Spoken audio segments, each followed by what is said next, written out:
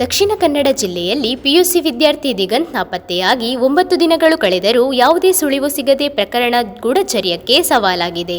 ನಿರಂತರ ತನಿಖೆ ನಡೆಸಿದರೂ ದಕ್ಷಿಣ ಕನ್ನಡದ ಕ್ರೈಂಗಳನ್ನು ಬಗೆಹರಿಸಿದ ಪೊಲೀಸರು ಈ ಸಣ್ಣ ಪ್ರಕರಣವನ್ನು ವಿಕಾಸಗೊಳಿಸಲು ಸಾಧ್ಯವಾಗಲಿಲ್ಲ. ಈ ನಾಪತ್ತೆ ಪ್ರಕರಣ ಇನ್ನೂ ಕುತೂಹಲ ಮೂಡಿಸಿದ್ದು, ಪ್ರತಿ ಹಂತದಲ್ಲಿಯೂ ಪೊಲೀಸರು ಸಂಪೂರ್ಣ ಶಕ್ತಿಯನ್ನು ಬಳಸಿ ತನಿಖೆ ಮುಂದುವರಿಸುತ್ತಿದ್ದಾರೆ. ಆದರೂ ಮಹತ್ವದ ಸುಳಿವು ಯಾವುದೂ ಸಿಕ್ಕಿಲ್ಲ. ದಕ್ಷಿಣ ಕನ್ನಡ ಜಿಲ್ಲಾ ಎಸ್ಪಿ ಅವರು ತನಿಖೆ ನಡೆಯುತ್ತಿದೆ ಎಂದು ಸ್ಪಷ್ಟಪಡಿಸಿದರೂ ಸಂಘಟನೆಗಳು ನೀಡಿರುವ ಗಡುವು ಮುಗಿದಿದೆ.